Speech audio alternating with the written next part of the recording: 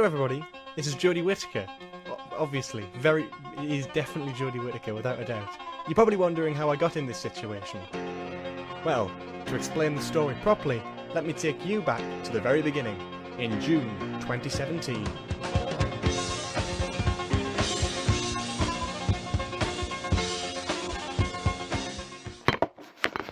Hello, I'm Jodie Whittaker and this is my audition tape. I've got my box, got my wire, got my phone.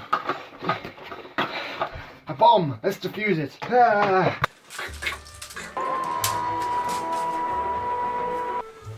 Hello, it's Jodie Whittaker.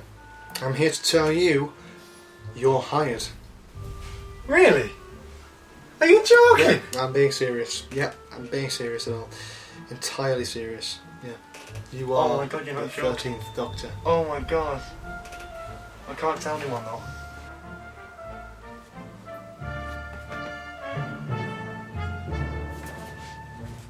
Hey!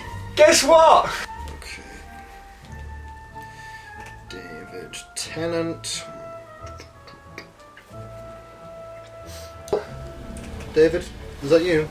Hello. Yeah. Chris Chibnall. As I live in This is Bruges. Chris Chibnall. This is the Chib. Fish and Chibs. Chibmeister 101 here. I'm just going to tell you a few things. So, listen up, shut up a second. The next person who rings you will be the 13th Doctor. She's going to want some advice, she's going to want some help and stuff.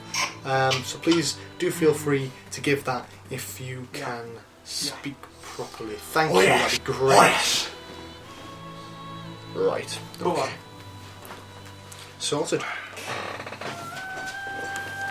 Hello? Hi, I'm from the National Insurance Agency, and according to this, you've recently had a tragic car crash which has left you mentally injured. So whilst David was convinced that a man on the insurance line was the 13th Doctor, I slipped quickly into the role, and as Christmas came, so did my time to shine.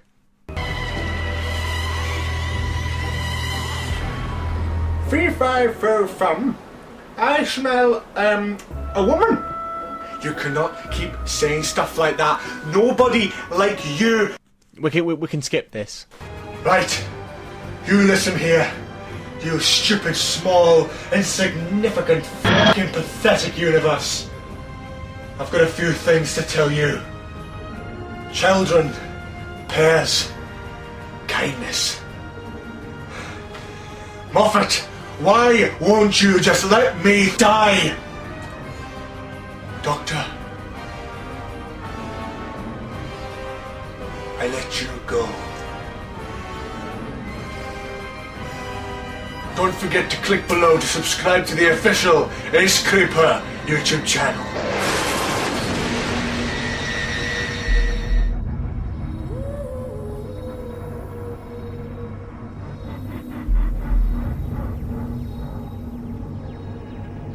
Oh, brilliant. Catchphrase? Hey? Hey? Hey? Hey? Ah! Yeah. Lads, come on. Come on, bring it in. That's it. Good lads. After making my big first impression, it was time to give the Facebook community some fuel for their fire. Women drivers.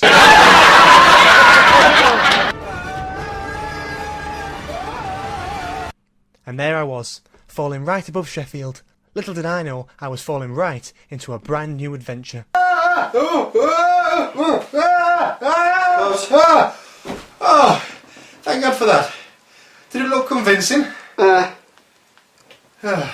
sick. Right. Oh, let's get going. Oh. See you later.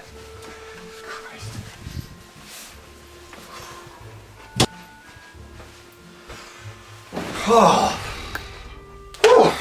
I tell you, these film sets are bloody boiling. Hello Chibs, how's it crack-a-lacking home dog? So, we need to get our new costume, yeah, anything else? You'll need a new sonic screwdriver. You what? A new sonic. You need a new one. But I've literally just got the last one. Well, unfortunately, Jodie, it is a brand new era. We need to change everything. no matter what. So pretty much, unfortunately, yeah, we are going to be giving you a new Sonic. Right, well, I suppose it's just something the Tardis can spit at me, can't it? Well, it's funny you say that.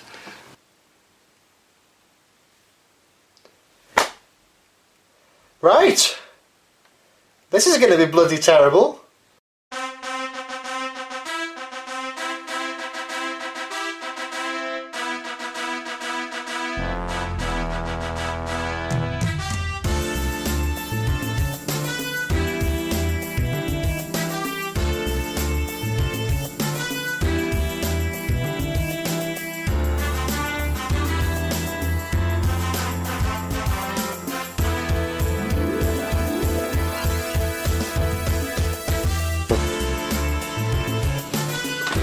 Whoa, put that back.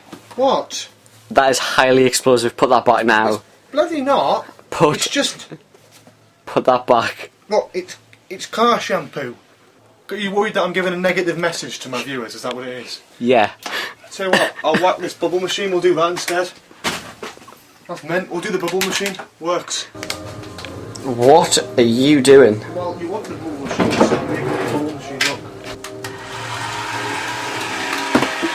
Does that promote a friendly message? So we could have had flamethrowers and explosives and stuff, but no, I want a bubble machine. Sorry, man. It's fine. Remember, if you are enjoying this video, make sure you check out the Patreon page, the Discord, the... Who are you talking to? Sorry? What? Who are you talking to? What's talking to anyone? Just rapping. You're gonna be so empty without me.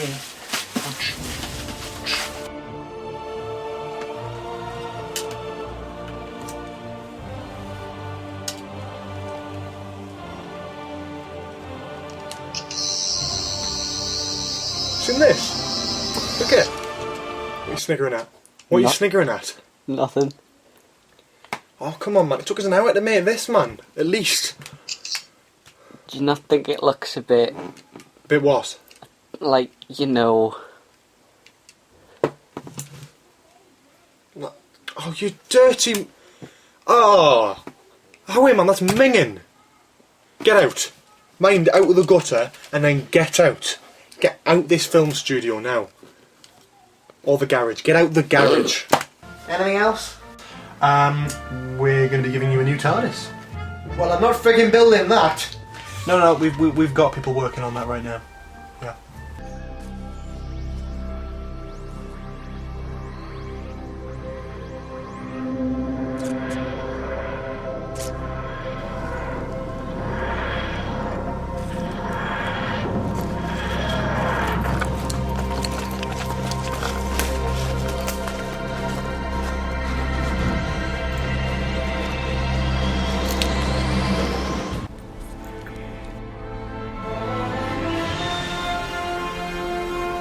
Well, it's certainly very colourful. Have you cast any companions yet?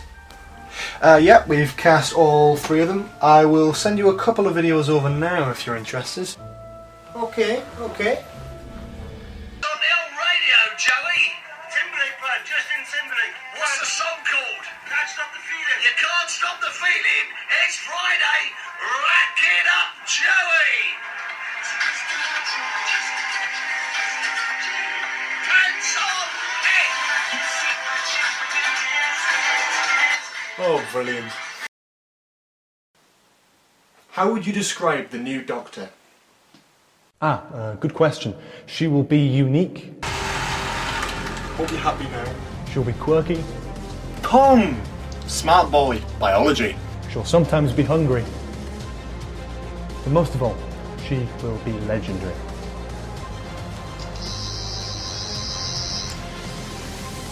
Come on, you've got to tell me that looked good. That looks pretty good. Glad to hear it.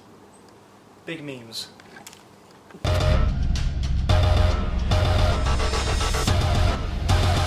Hello everybody, I am Ace Creeper and today I'm back with a brand new video. Today we are reviewing The Woman Who Fell to Earth, as you may have already guessed, not just from the title, but the 9-minute segment at the beginning of this video. It took a lot of time to edit and film, so I really hope you enjoyed that.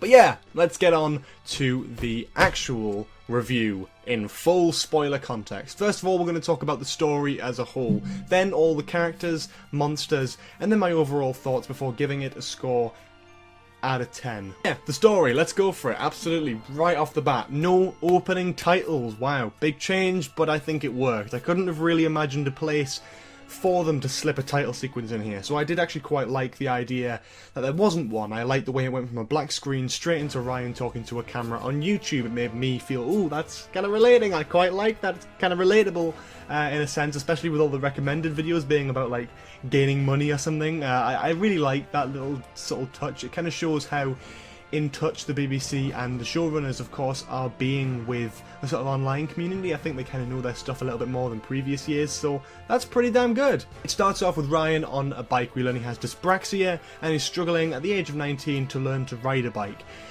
He is with his grandmother, Grace, and his step-grandfather, Graham.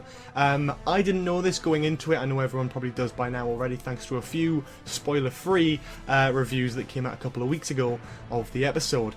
But yeah, I really like this when I saw this, because I wasn't expecting this. I heard a few rumours, but I wasn't genuinely expecting it. So when I found out that, of course, Grace was Ryan's grandma, and Ryan didn't really cooperate well with his step-grandfather, Graham.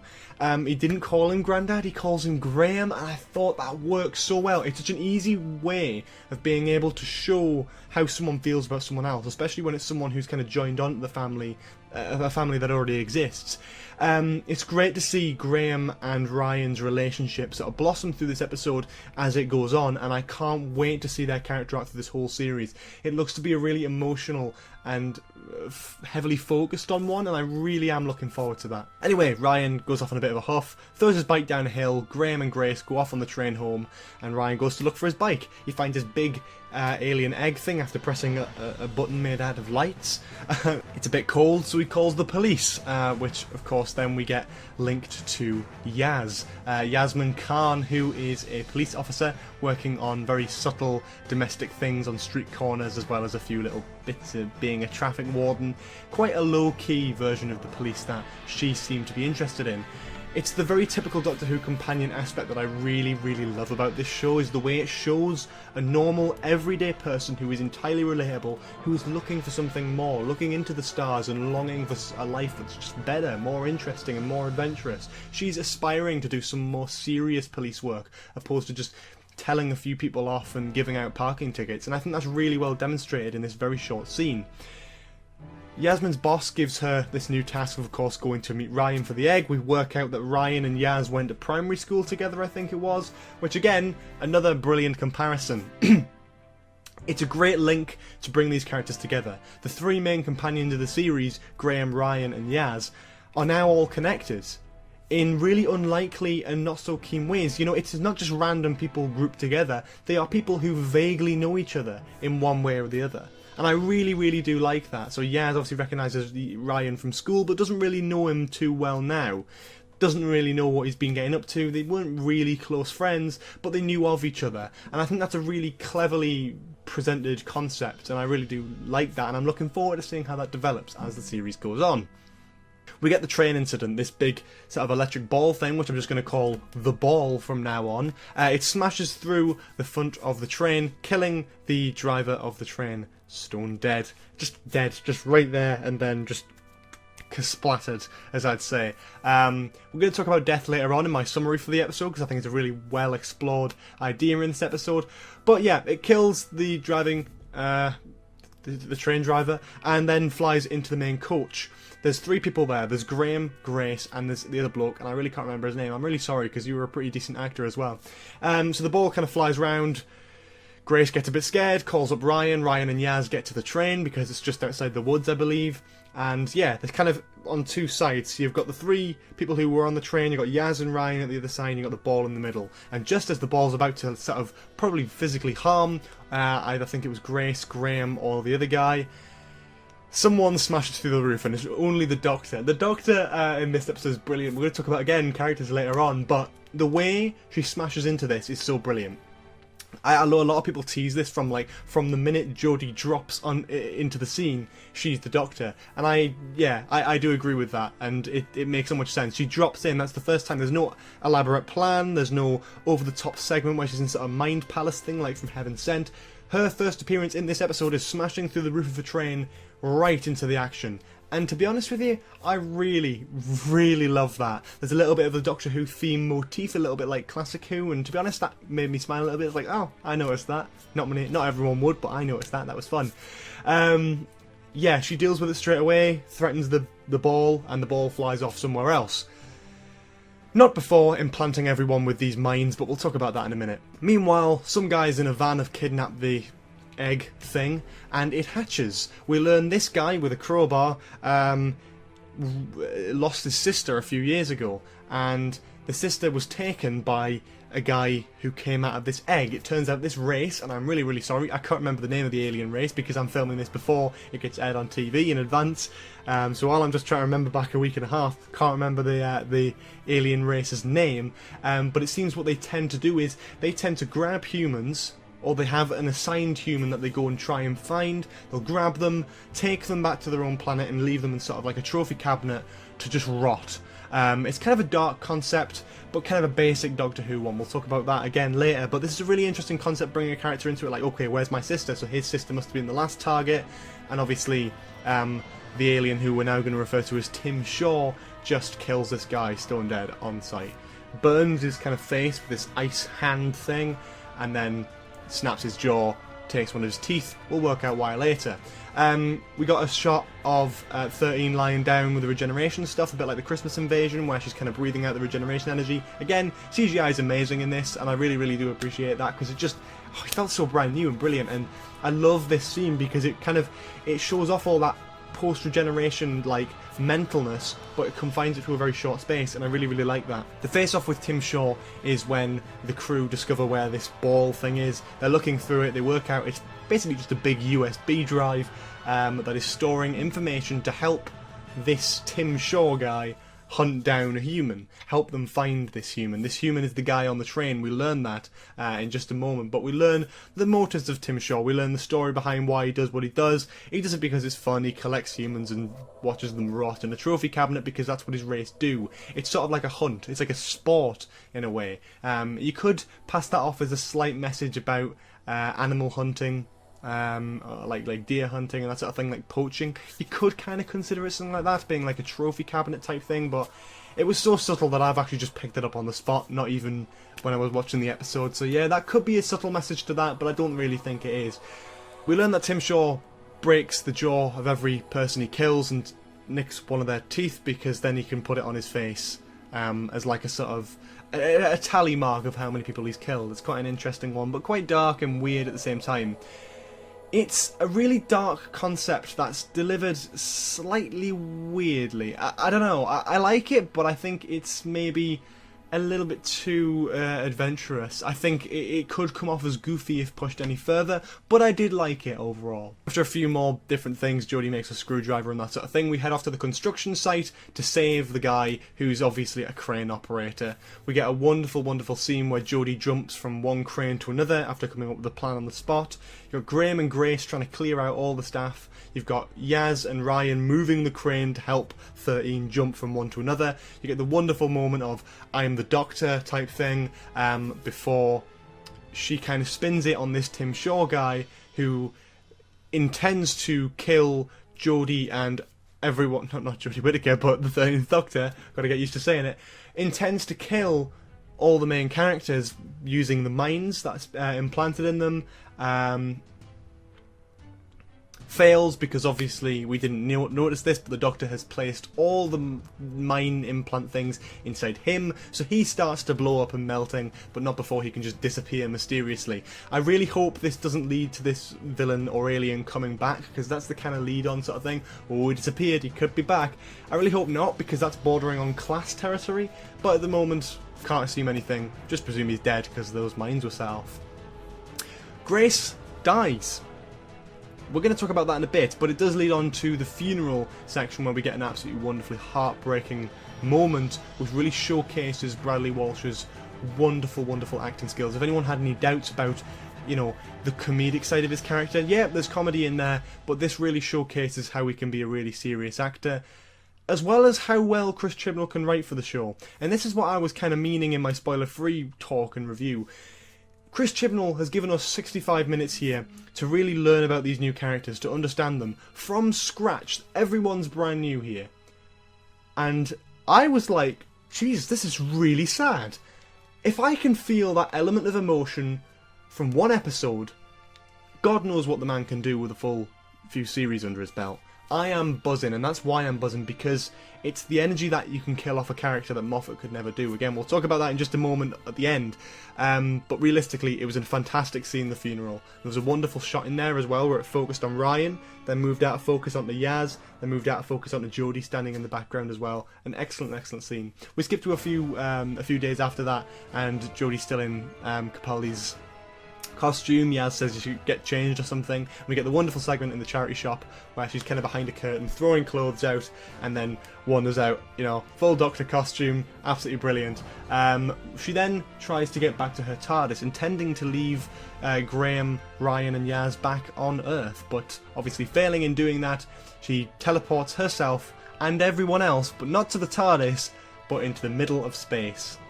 And they're all floating there for a brief second before the end credits theme plays and Doctor Who comes to a close. The very first episode of Series 11. And to be honest, I don't know what the initial reaction is yet. I've not seen that. But from most of the people who went to go and see the episode, I felt people were quite impressed. I'm going to talk about my overall thoughts towards the end, obviously, as well. So yeah, we'll go about through characters first. The Doctor in this, Jodie Whittaker, absolutely bloody wonderful, so well done, and I'm buzzing to see what she's going to do for the rest of the series, because, quite frankly, the second she drops onto the scene, she is the Doctor, all the way through, reminding me very strongly of Matt Smith, David Tennant, giving loads of vibes in her performance, and I really, really like that. She's definitely a great actor, and you can definitely see elements of the Doctor in her performance. She's definitely done her homework with this, and she's definitely bringing not only past elements, but bringing something, again, quite unique to the role. I think she'll be a great Doctor, and I think people who maybe weren't so keen, or maybe weren't too sure, will warm to her in enough time. I think Ryan's a brilliant character. I don't think he was played up enough, but it was kind of his main story. It was about his grandma dying, and it was about his kind of connection with his step-grandfather. And that was really interesting. I really liked his character, not only because he's a YouTuber, but it's quite an interesting arc, and I'm really looking forward to seeing where his character goes. And if a character, again, if I'm really interested to see where a character's going to be at the end of the series, then that's good storytelling. I really do care about this character, and I can say that very strongly. Yaz, Mandy Gill blew me away. She is such a phenomenal actress. She's so underrated as well. Like, I feel like, you know, as someone who's been in Hollyoaks and a few other little things, Doctor Who is definitely where she belongs currently. Her acting style, everything about her. I had absolutely no problems with Yasmin Khan as a character. I thought she was a great character. I thought she was very relatable. I have already mentioned the whole thing about aspiring to do more. I loved that, and I thought it was really, really well executed here. Mandip Gill is absolutely phenomenal, and I can't wait to see what she's going to be doing in the following episodes. Graham's an interesting one. Everyone had doubts about Bradley Walsh. When Bradley Walsh was first rumoured as one of the companions, everyone was like, oh god, not the guy from The Trace. But people seem to forget he was in Law & Order UK. He's worked with Chris Chibnall before on a proper serious drama, and he did an excellent job. I've been telling everyone, with every actor in the series, give them a chance, and I feel like this is the chance Bradley Walsh has been given. Comedic, absolutely wonderful and hilarious. He serves as great, subtle but brilliant comic relief. He's not over the top and jokey. He can just say a few lines with a really dull attitude, and it'll make you laugh because it's Bradley Walsh, and Bradley Walsh can do that really well. Second of all, though, he's very, very, very talented as an actor, and you can really, really see that in his performance at the funeral scene, where he's giving a speech about his late wife Grace. He was sort of talking about having more time with her and all these sorts of things. And again, if you can convey that much emotion from just one episode of knowing these characters, then it's really, really clever. And to be honest, it really dragged me in, and I really, really loved that scene in particular. It was emotional, it was wonderful, and Bradley Walsh did an excellent job at portraying that, and I'm really, really pleased with how Bradley Walsh has come about this series, because to be honest, he could be one of my favourite companions yet. Who knows? We'll have to wait and see. Grace. Oh man, why did you have to go and die? I didn't expect this character to pass away in this first episode. I absolutely adored Grace. She was really, like, very motherly, and I loved that.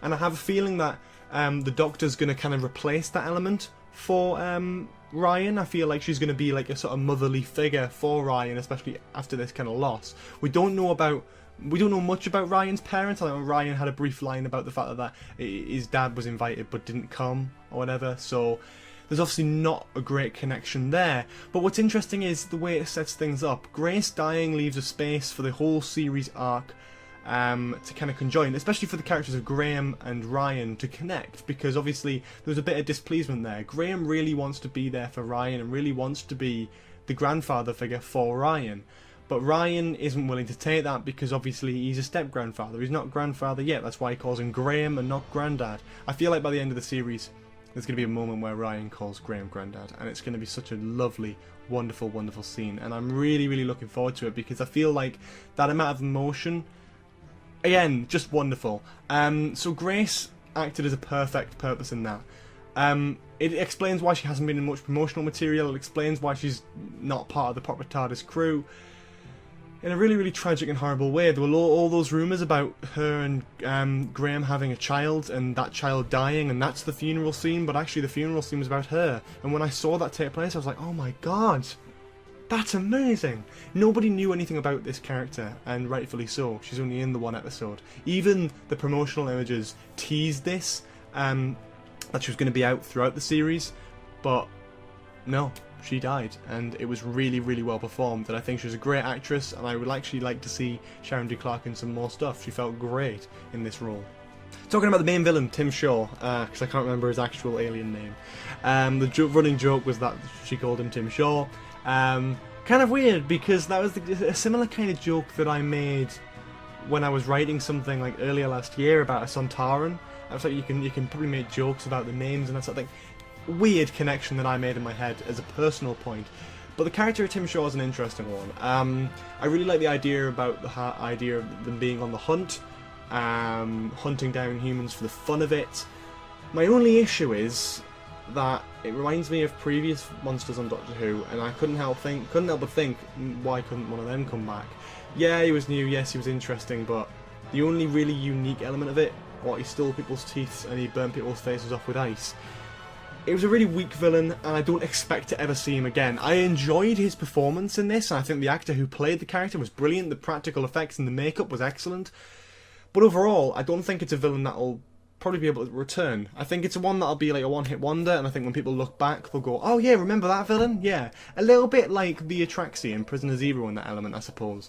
Prisoner Zero wasn't as fleshed out as Tim Shaw, and I feel that maybe this character will live up to that over time. Apart from this character can't shapeshift, he is pretty much what I described as the Predator. He's just the Predator. That's all he is. He just reminds me of that. And that's not a bad thing necessarily, but I felt like there's been better monsters over the years. Not saying he's bad, I think the actor did a wonderful performance and I'm really, really impressed with it.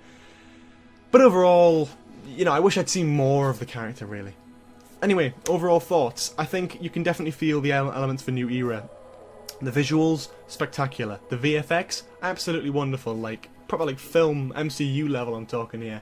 What I really liked, and I said I'd touch upon death later, 5 people-ish died in this episode, one of them being one of the main cast members. I don't know, as I'm recording this midweek, I hope this doesn't get leaked, and I hope this doesn't go out there, really, because really, if people saw this for the first time, and like me, were genuinely shocked by Grace's death, then that is a really wonderful moment. And the reason that's a wonderful moment, we've had years of Stephen Moffat not having the ability to kill anyone off. The main problem I've had with the Daleks over the years is that when they got brought back in Moffat's era, they barely ever kill anyone. They turn half of the people they capture into slayers with stalks coming out of their face. Whereas in the Russell T Davies era they could kill loads of people and it would feel intimidating. You know, Moffat had a thing about companions and friends of the family and that sort of thing. They were never really killed off, and the only one was Danny Pink, but even he was brought back. You know, Clara died and she was brought back for another episode. Bill died and she was brought back for 2 more episodes. It's like Stephen Moffat and the last few eras of the show haven't really felt that conclusive in the fact that they can bravely kill off a character. But my god, Chibnall blows it out the park with this one. I love surprise deaths in TV because anything that drives any sort of emotion is good television, whether that be good or bad. I want it to make me cry. I want Doctor Who to make me cry because it means I can be emotional and I can be emotionally attached to these characters. If the show can do that well, they can do it well. Death is a really important element of any show, and I feel like Doctor Who is definitely going in a good direction with that. And when I said it changes up from Moffat, it doesn't feel like Moffat Doctor Who anymore. It really doesn't. And I don't know whether that's for better or for worse at the moment, but in terms of death and in terms of surprise factor, this episode was full of twists and turns that I absolutely loved and adored. I think Jodie was brilliant as the Doctor, and I think it's a brilliant opener to what will be a wonderful future for Doctor Who. We'll only have to wait and see. I think it was better than Deep Breath, I think it was better than the Christmas Invasion, and I think it was partially better than Rose, but in my opinion, I don't think it tops the 11th Hour. I absolutely adore the 11th Hour for many nostalgic reasons, so it was always going to be very hard to beat that, just the way it was structured. But to be honest, I was blown away with this episode. I was really, really genuinely impressed with the brand new style and feel of the show. It felt like a brand new drama, it felt like something absolutely wonderful and interesting, and I am absolutely in love with all of the characters and can't wait to see more of them. I'm giving this episode an 8 out of 10. That's my overall rating. I don't want to give it any more or less. I don't think it was perfect, but then nothing really is. But I definitely thought it was much better than I expected it to be, and I definitely think it blows a lot of the things out of the park. One thing I did forget to mention very quickly, the people who were saying it's an SJW politics thing, one mention. One female Doctor mention. That's it.